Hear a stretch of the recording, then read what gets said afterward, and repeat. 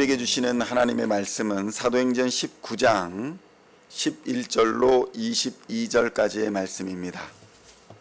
사도행전 19장 11절로 22절까지의 말씀 찾으셨으면 함께 한 목소리로 봉독하도록 하겠습니다. 하나님이 바울의 손으로 놀라운 능력을 행하게 하시니 심지어 사람들이 바울의 몸에서 손수건이나 앞치마를 가져다가 병든 사람에게 얹으면 그 병이 떠나고 악귀도 나가더라. 이에 돌아다니며 마술하는 어떤 유대인들이 시험 삼아 악귀 들린 자들에게 주 예수의 이름을 불러 말하되 내가 바울이 전파하는 예수를 의지하여 너희에게 명하노라 하더라. 유대의 한 제사장 스게와의 7 아들도 이 일을 행하더니 악귀가 대답하여 이르되 내가 예수도 알고 바울도 알거니와 너희는 누구냐 하며 악귀 들린 사람이 그들에게 뛰어올라 눌러 이기니 그들이 상하여 벗은 몸으로 그 집에서 도망하는지라. 에베소에 사는 유대인과 헬라인들이 다 이 일을 알고 두려워하며 주 예수의 이름을 높이고 믿은 사람들이 많이 와서 자복하여 행한 일을 알리며 또 마술을 행하던 많은 사람이 그 책을 모아가지고 와서 모든 사람 앞에서 불사르니 그 책값을 계산한 즉 은 5만이나 되더라. 이와 같이 주의 말씀이 힘이 있어 흥왕하여 세력을 얻으니라.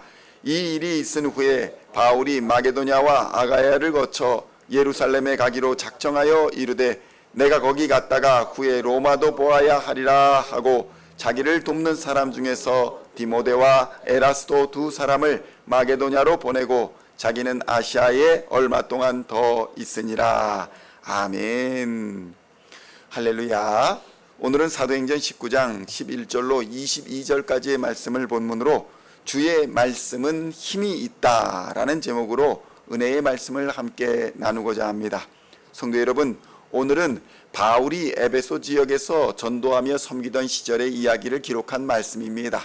어찌 보면 에베소 지역에서 일어난 부흥, 또 에베소 지역에서 일어난 영적 대각성의 사건을 다루고 있는 이야기다라고 할 수도 있을 것입니다. 바울은 이 기간에 에베소 지역에서 3년여간 목회에 전념을 했습니다. 그가 머물던 에베소 지역은 항구 도시입니다. 교통과 무역의 문화 중심 도시였고 그래서 자연스럽게 이곳을 통해서 이방신들이 들어오고 각종 미신들이 들어오는 관문의 역할을 하였던 곳이 바로 이 에베소 지역입니다. 이러한 이유로 도시에는 각종 병폐가 만연해 있었고 바울은 이곳에서 주 53년에서 56년까지 머무르면서 교회를 더욱 굳건하게 하고 제자들을 양육하며 교회를 확장시켜 나갔습니다. 이런 가운데 교회가 부흥할 뿐만 아니라 도시와 사람들까지도 변화되는 놀라운 역사가 일어났던 것입니다. 그의 사역은 원래 주로 유대인들이 정기적으로 모이던 회당을 중심으로 복음을 전파하던 일이었습니다. 그런데 유대인 대적자들이 바울을 공격하기 시작하자 그들을 피해서 두란노 서원으로 장소를 옮겨서 그곳에서 대략 2년 동안 사역을 했던 곳입니다. 여기에서 오전 11시부터 오후 4시까지 이 두란노 서원을 이용해서 말씀을 가르치고 성경을 공부하며 제자를 삼는 사역을 했다고 전해져 내려오고 있습니다. 여기서 우리에게 주는 교훈은 첫째로 하나님이 말씀이 선포되는 곳에는 하나님의 능력이 드러나더라는 것입니다. 하나님이 말씀이 선포되는 곳에는 하나님의 능력이 나타나는 줄로 믿으시기를 우리 주님의 이름으로 축원드립니다. 사도행전 19장 11절로 12절의 말씀 함께 봉독하겠습니다. 하나님이 바울의 손으로 놀라운 능력을 행하게 하시니 심지어 사람들이 바울의 몸에서 손수건이나 앞치마를 가져다가 병든 사람에게 얹으면 그 병이 떠나고 악귀도 나가더라. 아멘. 성도 여러분, 여기서 중요한 것은 바울의 능력이 아니라 하나님의 능력이 바울의 손으로 능력을 행하게 하셨다라는 것입니다. 하나님이 바울의 손을 사용하여서 하나님의 능력을 드러내 주신 것입니다. 성도 여러분, 바울이 땀을 닦을 때 쓰는 손수건이나 바울이 일할 때 쓰는 앞치마가 도대체 무슨 능력이 있겠습니까? 그러나 하나님께서는 그 보잘것없는 것들을 능력의 도구로 사용하여 주셨다는 사실을 우리는 알아야 합니다. 보잘것없는 손수건과 앞치마까지 능력의 도구로 사용하시는 하나님께서 그의 자녀된 우리들에게 능력을 주시지 않을 리가 없다는 것입니다. 성도 여러분, 많은 사람들은 어떤 물건이나 어떤 종이 조각이나 어떤 부적이 능력이 있는 줄로 오해합니다. 그리스도인들조차도 그러합니다. 대표적으로 십자가가 그렇습니다. 그런데 십자가 자체는 나무에 불과하거나 어떤 형상에 불과한 것입니다. 십자가 자체로는 아무 능력이 없습니다. 그러나 그 십자가를 통한 예수 그리스도의 대속하심과 그 십자가를 통한 부활의 능력을 믿는 그리스도의 믿음, 그리스도인의 믿음이 바로 하나님의 능력을 경험하는 통로로서 사용되어지는 것입니다. 성도 여러분, 하나님의 아들 예수를 믿는 이러한 믿음의 역사는 심지어 베드로의 그림자만 덮여도 병자가 낫는 기적이 일어났다라는 역사로 이어지는 것입니다. 성도 여러분, 물건을 넘어서서 심지어는 그림자만 덮여도 병이 나았다는 것입니다.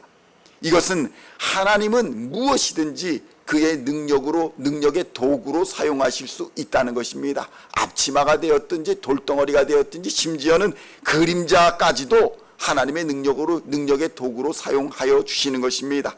그런데 하물며 하나님의 자녀인 우리들을 하나님께서 도구로 사용하시지 않을 이유가 없는 것입니다.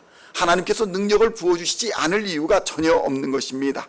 그러나 성도 여러분, 우리가 기억해야 할 것은 하나님의 자녀를 흉내내는 것, 하나님의 자녀인 그리스도인을 흉내내는 믿음은 오히려 망신을 당하거나 어려움을 당하게 된다는 것입니다.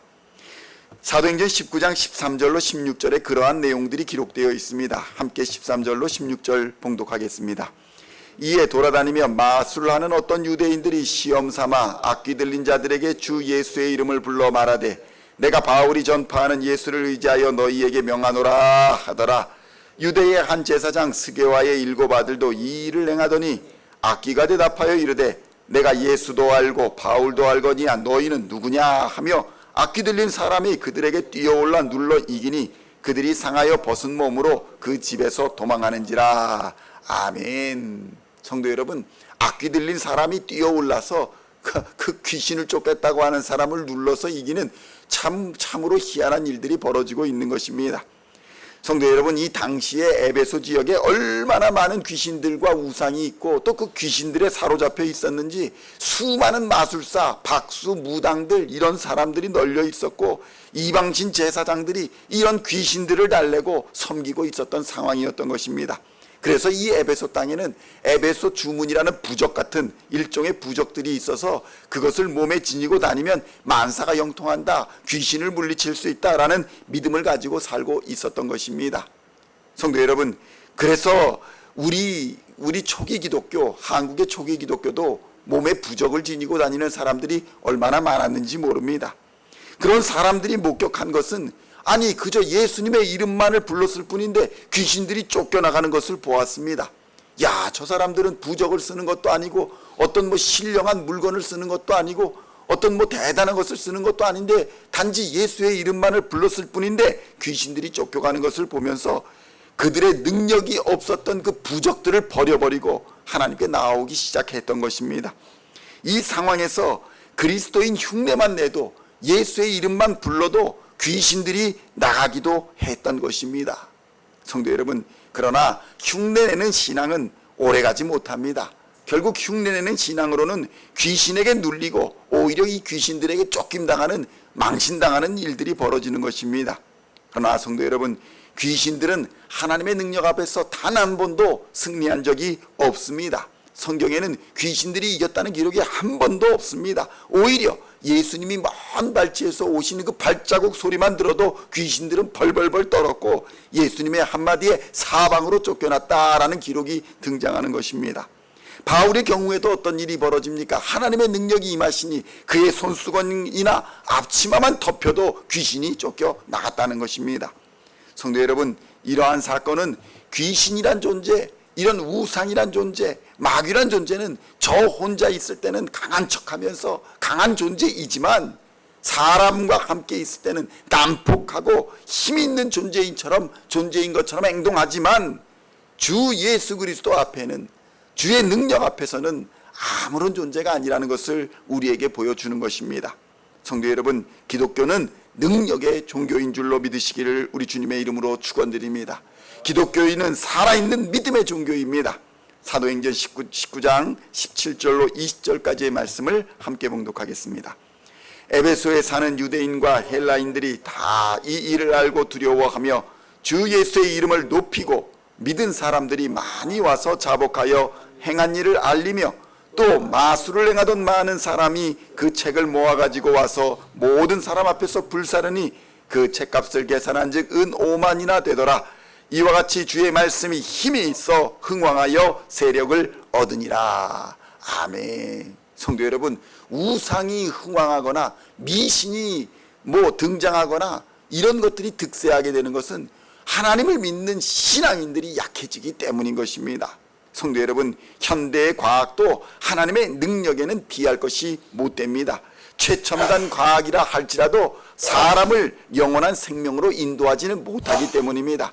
최첨단 과학도 부활 생명을 주지 못합니다. 최첨단 과학도 죄를 대신 사하여 주지도 못하고 악한 마귀를 쫓아내지도 못하는 것입니다. 성도 여러분, 하나님의 능력은 흉내내거나 비교할 수 있는 능력이 아닙니다. 이 능력은 오직 예수 그리스도 안에만 있습니다. 보혜사 성령께서 그 능력을 우리로 드러내게 역사하여 주시는 것입니다. 그러므로 성도 여러분, 성령의 충만함을 받아 어둠의 권세, 귀신의 권세, 악한 권세들을 이기시기를 우리 주님의 이름으로 축원드립니다. 우리 그리스도인들에게는 사명이 있습니다. 주께서 맡기신 사명이 있습니다. 주의 이름으로 우리에게 맡기신 사명 감당할 수 있도록 능력을 구할 때에 하나님께서 그 구하는 능력을 부어주시사 사명을 감당케 하시고 능히 승리하게 하실 줄로 믿습니다. 오늘도 주의 말씀을 의지하여 믿음의 승리를 이루어 가시는 우리 시온의 성도님들 다 되시기를 우리 주 예수님의 이름으로 간절히 축원드립니다. 기도하시겠습니다. 하나님 아버지, 감사합니다. 하나님의 은혜 가운데에 우리를 주의 자녀 삼으셨고 주의 말씀으로 우리를 먹이시고 우리를 인도하여 주시니 감사합니다. 성령의 능력으로 말미암아 어둠의 권세, 악한 권세들을 이기도록 주님 역사하여 주시옵소서. 주의 말씀이 선포되는 곳에 어둠의 권세가 쫓겨나고 귀신의 권세가 쫓겨났다는 사실을 깨닫게 하여 주시고 오직 주의 능력과 주의 십자가를 의지할 때에 하나님께서 우리에게 능력 부어주시사 이 모든 어둠의 권세들을 능히 이기게 하여 주실 줄로 믿습니다. 생명의 길로 인도하여 주시고 사랑의 길로 인도하여 주시며 죄사함의 길로 인도하여 주시어서 하나님 앞에서 거룩한 삶 살게 하여 주시고 예수를 닮는 삶을 살게 하여 주시고 예수 그리스도를 따라가는 삶을 살 수 있도록 주님이 인도하여 주시옵소서. 그리하여 이 땅을 살아가면서 하나님을 사랑하는 예배자로 이웃을 사랑하는 전도자로 살아 하나님을 영화롭게 하며 우리 모두가 주 안에서 평강을 누리는 우리 시온의 공동체가 될 수 있도록 주님이 인도하여 주시옵소서. 오늘도 성령님 충만하게 임재하여 주셔서 세상을 넉넉히 이기는 하나님의 사람들 다 되도록 역사하여 주시옵소서. 감사를 드리옵고 우리를 구원하신 우리 구주 예수 그리스도의 이름으로 간절히 기도하옵나이다. 아멘.